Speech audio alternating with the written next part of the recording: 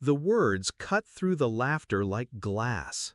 Everyone froze for a half a second, and then the room erupted in cheers. Glasses clinked. Someone shouted, "About time!" I just sat there, watching my brother grin like a man who had just won something. Dad's face was blank, unreadable. But I knew he'd been cornered. I didn't ask questions. I didn't protest. I stood up, excused myself, and walked outside. The night air was cold against my skin. I pulled out my phone and made one call. 10 minutes later, the screaming started. I should explain, this wasn't just a house. It was my father's home, the place he'd built with his own hands before my brother and I were even born. The place Mom took her last breath. When she died, I moved back in to help Dad. My brother didn't. He was too busy building his real estate empire. He'd show up on holidays, all charm and expensive gifts, then vanish again. For years, Dad told me, "Don't worry, the house stays in the family." I believed him. 3 months ago, I started noticing changes. My brother visiting more often. Private conversations between him and Dad in the study. Documents pulled out, then hastily tucked away when I entered the room. One night, I overheard them. Dad's voice low, uncertain. "Are you sure about this?" My brother's firm, almost smug. "Trust me, I'll handle everything." That was the moment I knew he was moving pieces I couldn't yet see. So I started my own quiet investigation.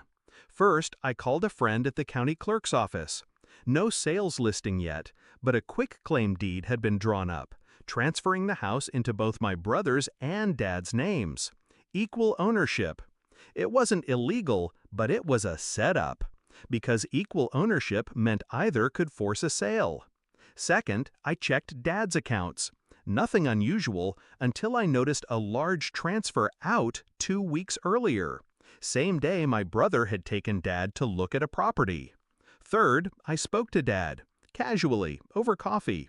"How's the will looking?" He avoided my eyes. "It's all taken care of." That's when I realized it wasn't just about the house. It was about control, and my brother was winning. So I planned, quietly, carefully. If he wanted to play games, I'd finish them before he knew the rules had changed. I called Dad's lawyer, explained the situation.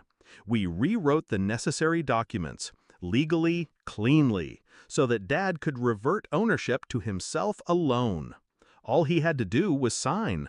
The signature came easier than I expected.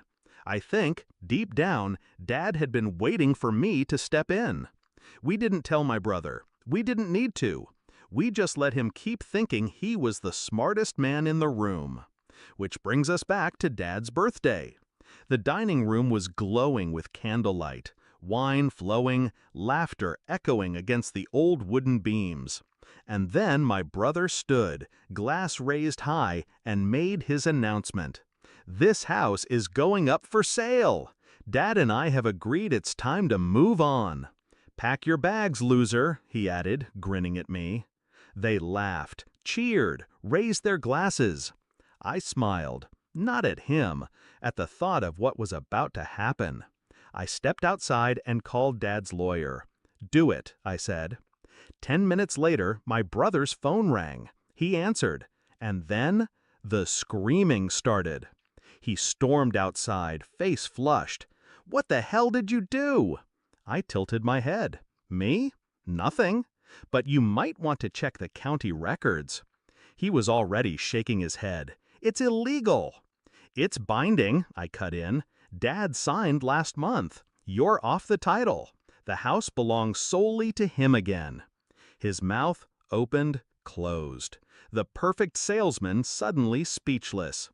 Inside, I could hear the murmurs. Family members peeking out the window, watching the golden child unravel. "You tricked him," he spat. "No," I said, stepping closer. "I protected him. From you." He tried to recover, to turn it into a joke, but the party was over for him.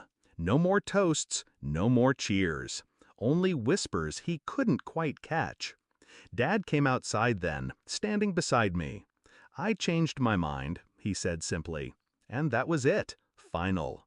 My brother left before dessert, didn't even say goodbye. Later that night, Dad and I sat in the living room. The fire crackled. The house felt warmer somehow. "Thank you," he said quietly. I didn't need thanks. All I needed was the look on my brother's face when he realized the game was over before it began.